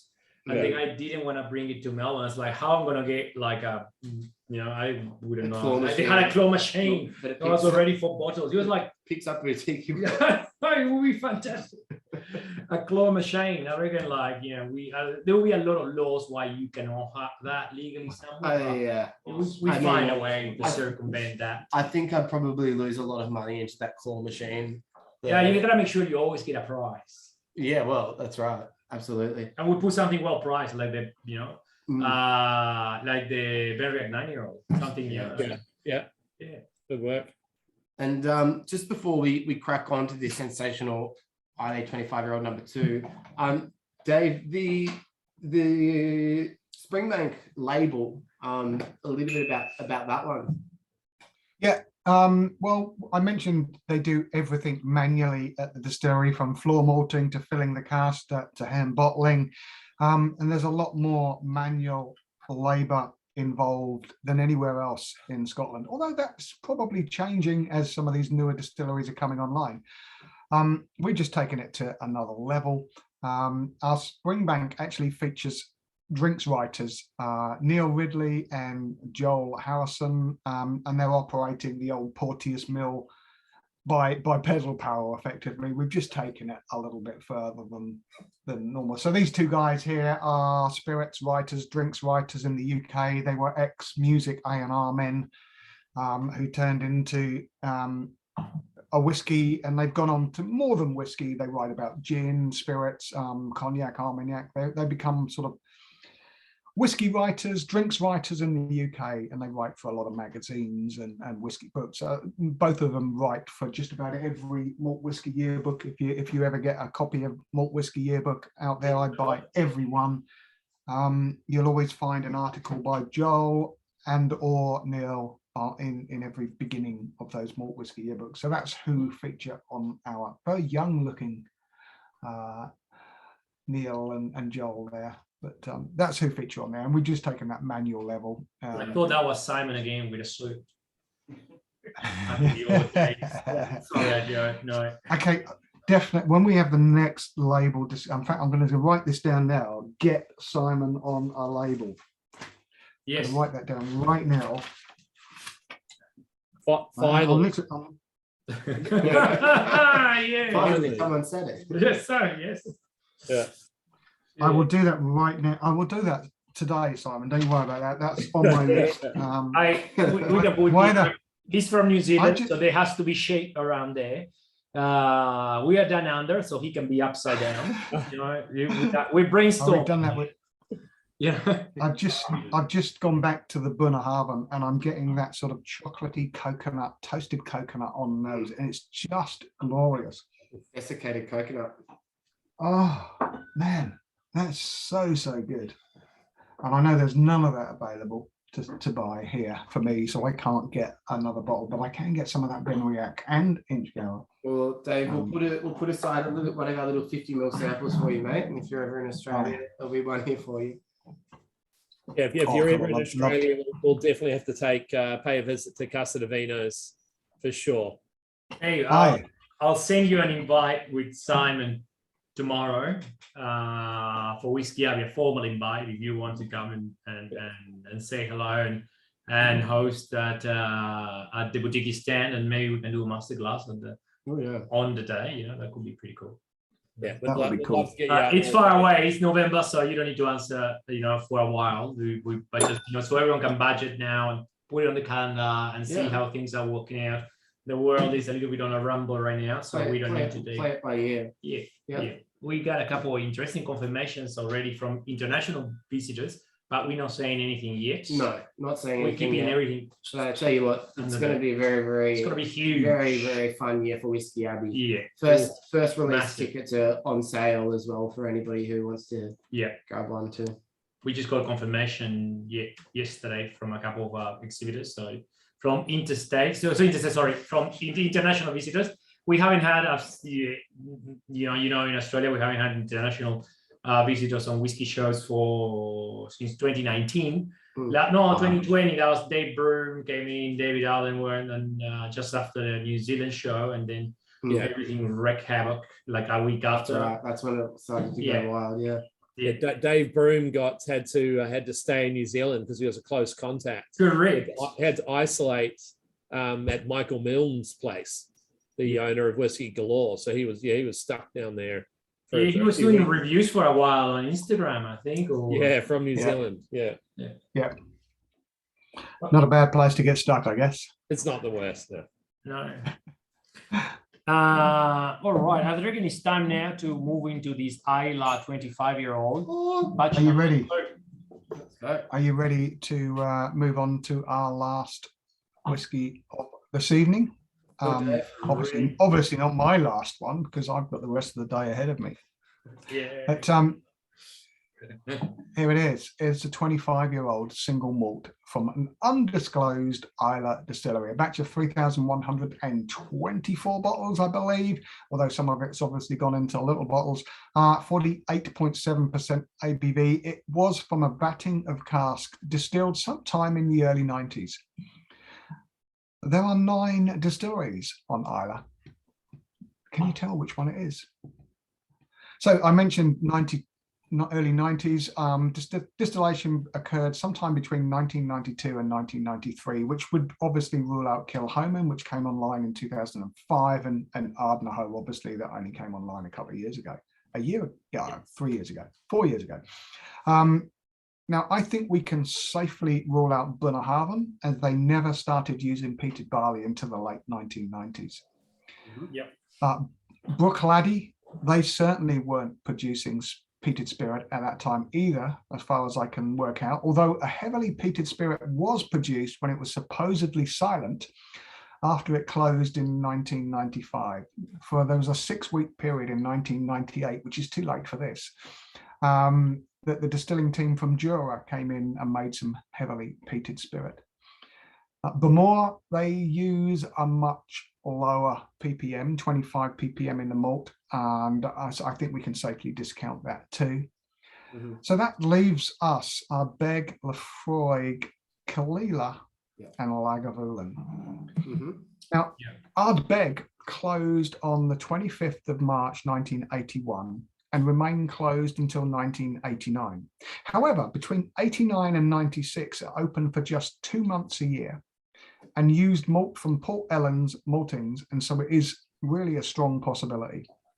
Lafroig, Lagavulin, and Kalila are also possibilities, but I've had discussions with the Lagavulin distillery manager a couple of years ago, Georgie Georgie Crawford, who's went on to be Port Ellen and now is looking after Sekinda's new distillery in Islay being built at the moment. And I knew it wasn't Lagavulin as much as I wanted it to be. Yeah.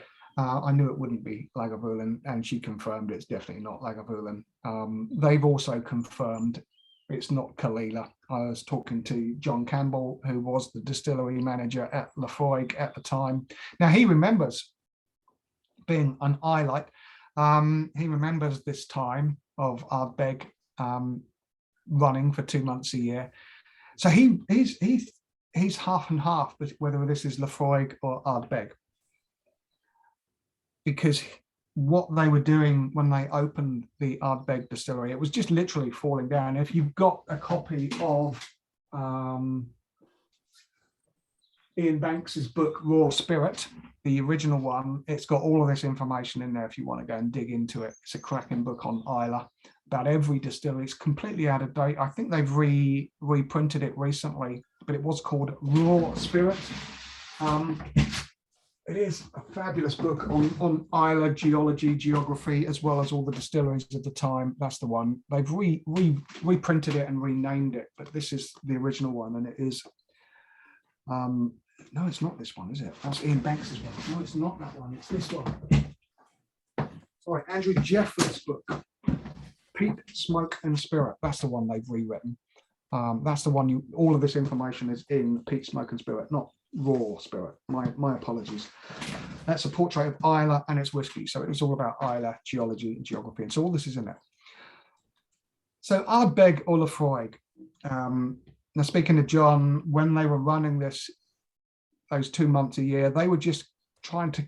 They were both owned by the same people, Allied Demek at the time, and they closed Ardbeg. In hindsight, probably they shouldn't have done, but they did. But they kept it running 2 months just because they were trying to sell it. And so my hunch is leaning to Ardbeg, and I'm really convinced I'm right. Now, Ardbeg was sold to the MacDonald family in 1997. MacDonald Muir were the company. They owned Glen Morangi, they owned Glen Murray, and they would have inherited a number of casks from this closed period. Now, John was telling me they chucked whiskey into any old cask. It didn't matter. They were just being fillings effectively, but with no customers. Yep. And at this period of time, there was no, the value of Scotch whiskey was just down in the dumps. We were in a slump. Yeah. So when this family inherited this distillery, they would have inherited 2 months production from each of the years between 89 and 96. And the casks were literally anything that they had. And I think these casks were put away and forgotten about.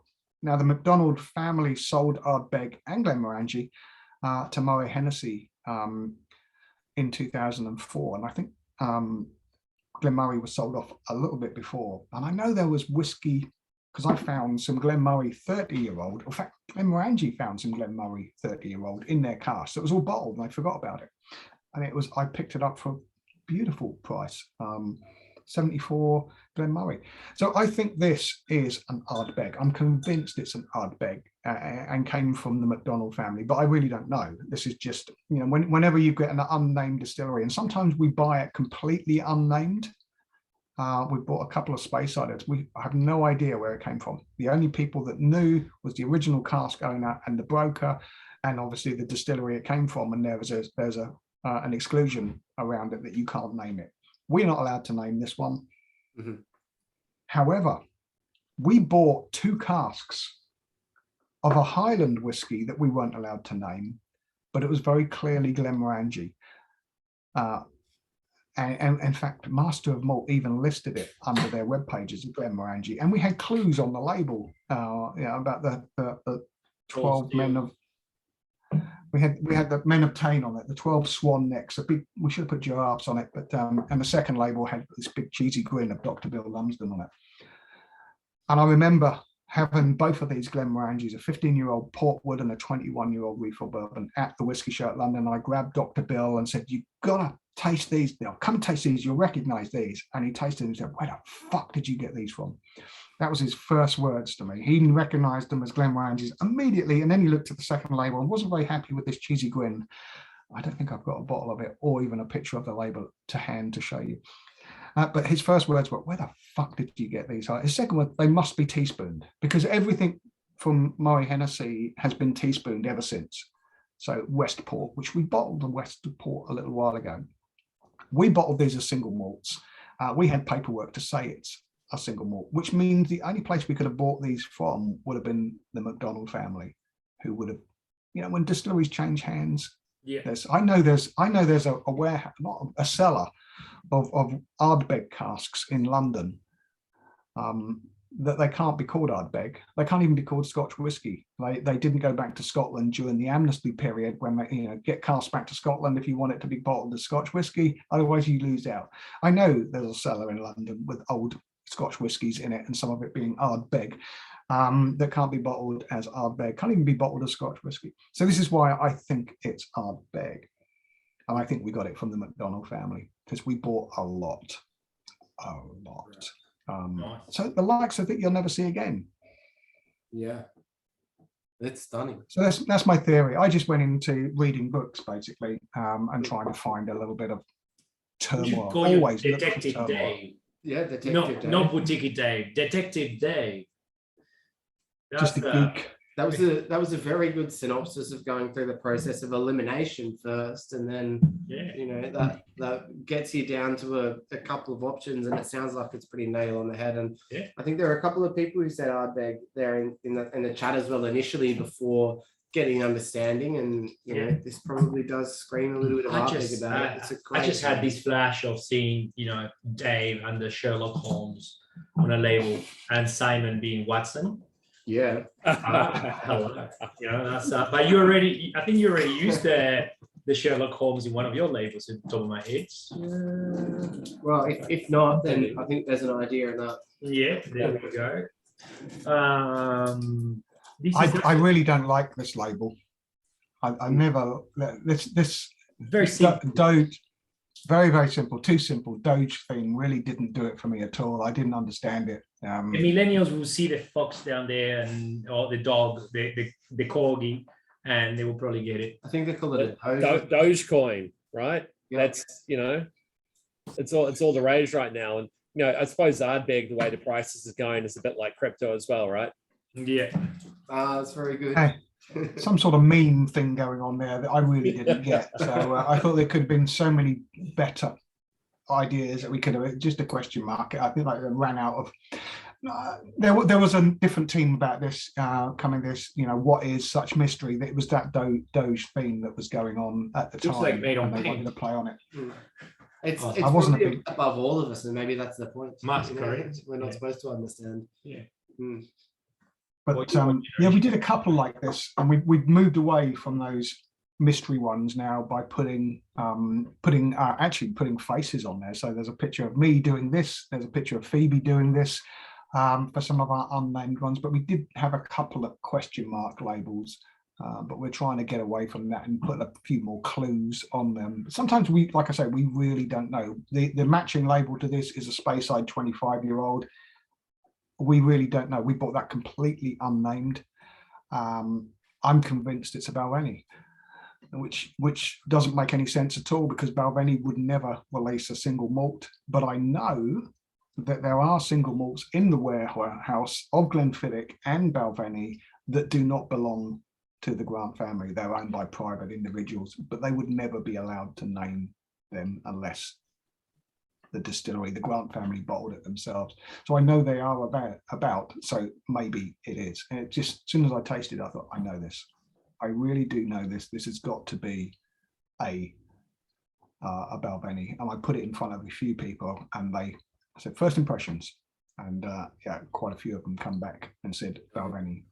I made sure I put it in front of people who knew Balvenie, rather than just any. I put people who had a whiskey palate and a whiskey collection. But you look for turmoil and you look for incidences of where things could happen. But I'm convinced this is Ardbeg, but it could be Lefroy, and I have no, apart from my digging in the dirt and putting it in front of people, I have no proof. Yeah. Well, but it's still a great whiskey. Yep. It's absolutely exceptional. And I very almost discerning. polished all my sample already. It's like Moreish. You can keep going. keep going, yeah. through it. Yeah. And it's so delicate. It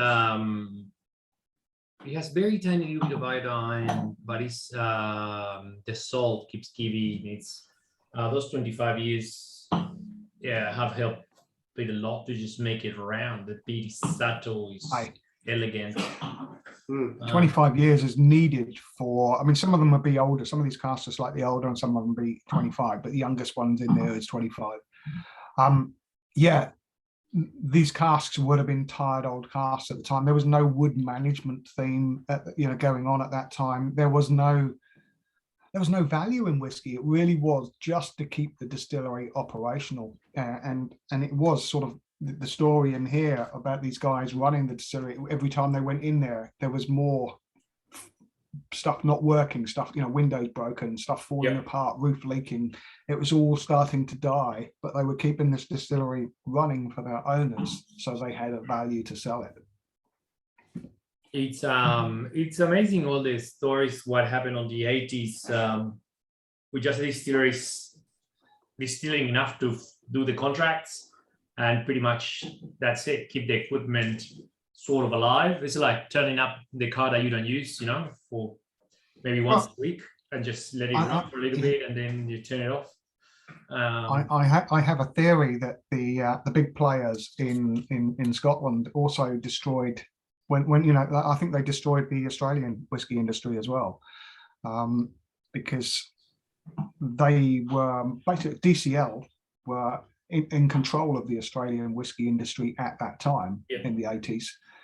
And then they slowly, and Australia was making great whiskey in the past and was the fourth largest whiskey producer at the time of Prohibition. They became the fourth largest whiskey producer and making great whiskey in Australia.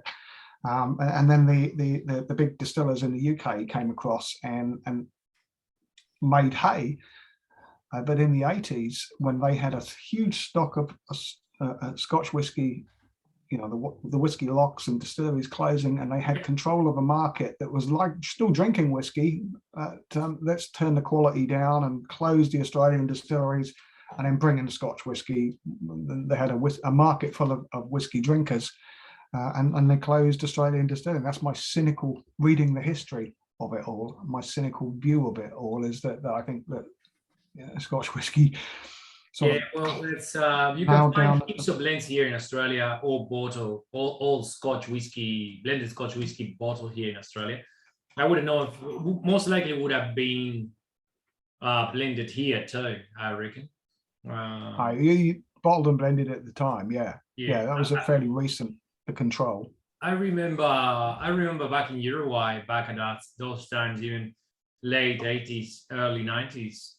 That is a government. We are thinking Uruguay is actually number one in the world in consumption per capita of whiskey, or maybe 2 seconds behind France. But the French numbers are just like pretty much, on sold and distribution. So like Uruguay, we it's ridiculous. We are the amount of whiskey we drink, and wine and everything, But maybe just everything in general. Yeah, the local distiller, which is government owned, the government has a monopoly of distillation, right? So even if you're an importer, the government buys it. It's like similar to the Swedish style. You need to buy it off the government. They used to do the local whiskey, buying Scotch and blending that to specifications in Uruguay. The VAT 69 was blended there. 100 Pipers was blended there, up to their specs. Taking tax to a whole other level. Yeah, they would just own the sale and distribution of all kinds of hydrocarbons, hydrocarburos in Spain, petrol and whiskey. And I remember my cousin saying that he got these barrels out of, they were throwing them away, and he could get a few liters of whiskey out of the barrel. That's just like draining out, they're just empty on the distillery. That could have been just grain or whatever. I can't remember. But I was like 8, but I wouldn't ask like, oh mate, what do you got? But he made chairs with them after that. But it's true, they were blending everything. There's a lot of stuff of those blends here in Australia available at the auctions, they are all like, they don't look very good, you know, all those old square bottles, screw cap, and Yeah, they're there. Before we jump through to Dave and Simon again and chat a little bit more about, you know, boutique, what's coming up and that sort of thing. Yeah. I'd love to go and have a chat to a couple of people who have been in a lot of the tastings with us and still are there tonight. Now, a lot of you guys have 50 ml samples, and we only normally do 30s or 15. So there might be a few that, if you've been heavy-handed, they got it stuck in a little bit more than we normally do. Let me stop the sharing first. Yeah, Dave, so, excuse me, I'm going to stop. Yeah, okay. So we can get into the chats here. let's go with the no struck band. Yeah, Dom, you're the first one on the screen here for us.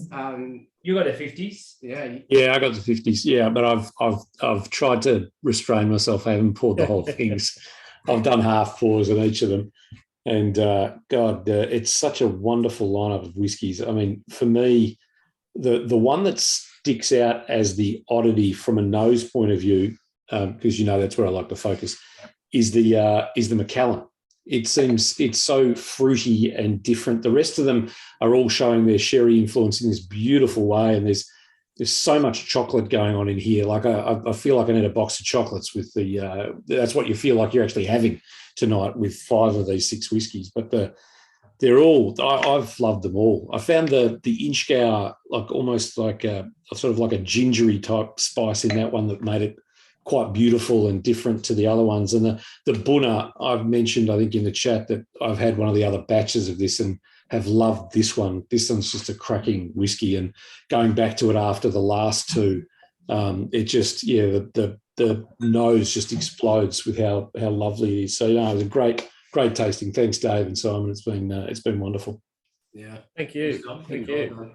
Yeah, I agree. The Inchgauer has been sensational. Such a awesome I get this thing because I not in a bad way. This kind of perfume, sort of soapy, but in a good, not in a bad way, in a great way, like expensive hotel, kind of say like lobby. Yeah. Like Jose does have a trouble with some of those earlier Balmore sometimes, but it's not that sort of level of. No. This is like a hotel lobby. It's like that sort of really pretty. Right. I know what you mean. Fragrant.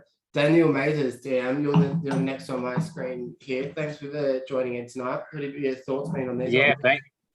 Thanks, Jono, and thanks everybody. What a cracking lineup. Look, just echoing Dom's comments. I think the Inchgauer. I get that sort of ginger as well, Dom, but also the lime was mentioned earlier, and it's almost like a palate cleanser. Which for the others, just incredible. The Springbank, amazing. The Isle is fantastic. I think my pick though of the night was the Bunna. As an all-rounder, it was the one I kept going back to. I've got none left. It's stunning, and just a cracking lineup. So thanks, guys. Just brilliant. Yeah. That's always a great indication when you got nothing left on one of the glasses. In the glasses, yeah. And you got nothing left on anything, John. Yeah, because I'm starting to just work through them. John, I like them all. But absolutely hard to pick a favorite. The Macallan is elegance personified, but the Springbank is another reminder of why it's a cult distillery. I can't get past enjoying that one. And I agree with this Macallan. I was really looking forward to it because these things like nowadays Macallan is such a big blue chip. It's like buying an apartment in Bondi pretty much, or cost as much as buying an apartment in Bondi. When you see an independent bottle releasing a Macallan, fully named Macallan, you go like, yeah, it must be a shit one, because And then, man, this is stunning. It's next This is the other way around. This is like a style that you don't normally get to see around. That sort of a fruity elegance with a little bit of backbone of that whatever feel of sherry or whatever it was just making it a bit more round and rich. But just the elegance is stunning. It's his elegance. Yeah. To keep going around a little bit, Dave Bodle down there in Tassie has been taking notes intently, and he's done a fair few whiskey tastings with us, has David Bodle, and a fair few more in his time. And this is the first one that he hasn't had to worry about going to work tomorrow. Because today was his last day of work. He's now retired. So these are his first grams of retirement. So I He's hope retired. You're retired, David. Yeah, I left Congratulations. today. Yep. Going to hand back the computer and the access cards later in the week. Unfortunately, my plans to have a day off tomorrow were ruined because I'm under new management. So my wife Mari's taking me up to the Midlands to do some chores. Right. So I've restrained myself a bit from. I just want to keep some back to share with my mates at the weekend. There's not that much left, but they'll catch the drift of these fantastic and varied expressions. The Macallan is the most atypical Macallan that's ever passed my lips, and delightfully so.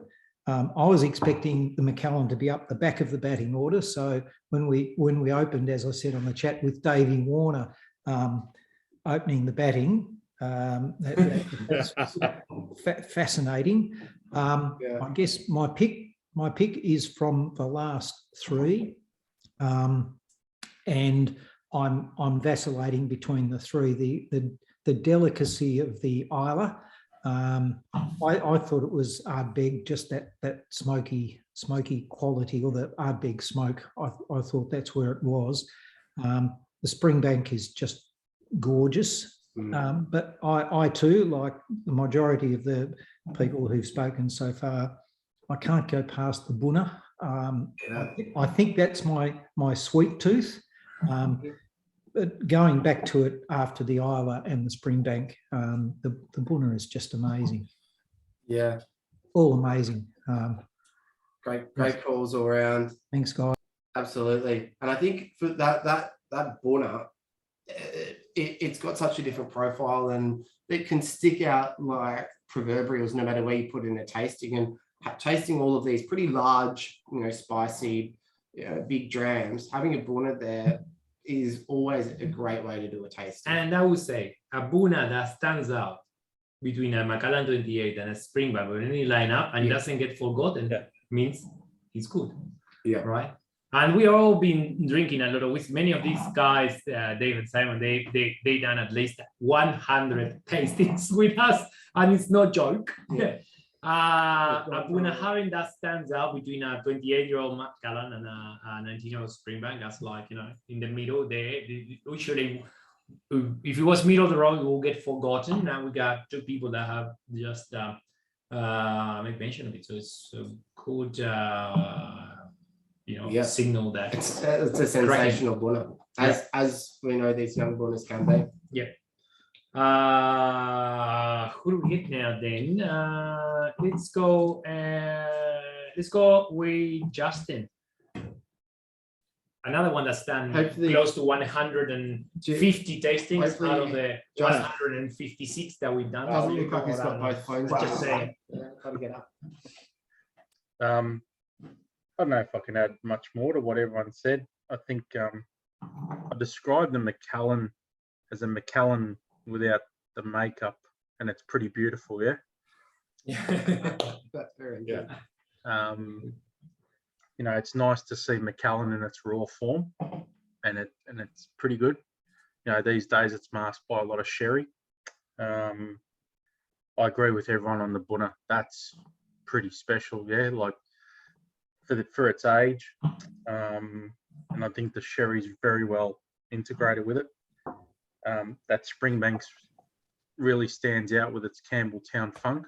It's got that signature Campbelltown funk on it. Yep.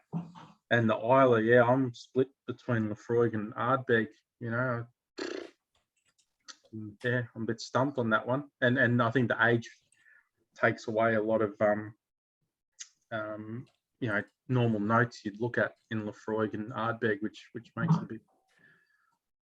I have tasted this against a 25-year-old Lefroy, and I'm still convinced it's Ardbeg. I view it as just a more exquisite and older version of the Ugadale. That's my take on it. Yeah.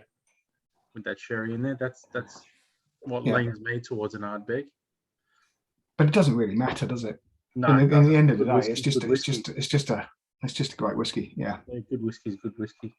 It's sensational. Good call, Justin. And it is such a cracking lineup. Rob, you've got the wacky background going down there, mate. What was just your favourite jam of the night? I'm tripping with Rob here. Yeah. I've been I can't look watching at that. I can't look at your screen for too long, but Surprisingly to me, I finished the Inchgour first. And that's usually a sign of which one I'm liking the most. I expected to say the Bunna would be the winner after my first lap through them. But then when I went back to go, all right, what do I want to drink next? I just reached for the Inchgour and drank that. I reckon that might be the dark horse for me, like an unexpected winner. But I think the Bunna and the Springbank are then equal standing, no more than half a peg underneath it. Like they're excellent and I love them both. But I think maybe somehow the Inchgour has managed to take it for me. I'm with Rob there. I'm noticing this Inchgour, and I don't know. It means maybe it's because I miss just being in an expensive hotel, and I'm just getting all these expensive hotel lobby smell. Yeah. You smell. When you go into an expensive hotel, the lobby needs to smell nice. If you don't, it's not an expensive hotel. Like the lobby is like the first. It's like when you walk into Maya. You're Maya. the YHAs I go to normally smell a bit more like the Springbank.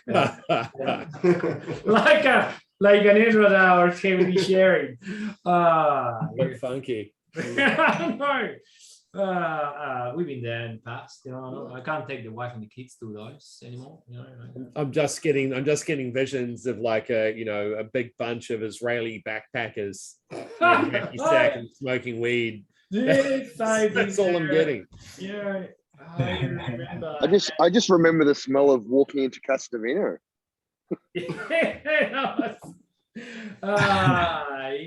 What time did you walk in? It must be very late at night.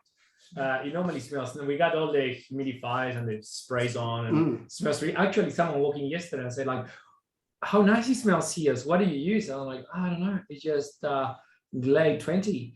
There's actually someone else. All sorts of things plugged into the PowerPoints, absolutely. And Carl down there as well with beautiful barrels background. Thank you for joining again, mate. Jam of the night. Look, I think I'm going to be a broken record and say the Bunna for me, because it's just a dream to go back to it after you have those the Springbank and not that everything wasn't fantastic, but I'm also with the Inchgour with Rob. I think it's a real dark horse. I'm sort of smelling it now. I've just finished it and I'm already regretting it because I'm going back to the glass and now I'm getting sort of the Beaner. So like walking into a Occitan store or something like that. Oh yeah. Sort of real sort of yeah. And so unfortunately, I didn't realize it until I drank it, until Rob reminded me that it was my favorite. So yeah, I'd have to go with that. It's like, thanks, Rob. I really appreciate it, man. Walking into the Occitan store and the Springer is like walking into kittens, pretty much. It's It's and I love both. It's not that I'm not saying that in a pejorative way. I love both. Sorry, we should maybe be off the record right now. We cut it. We're still recording, aren't we? Yeah. We cut it there. Recording. It says still recording, Jose. What are you doing, man? No, maybe we just say goodbye to everyone, and we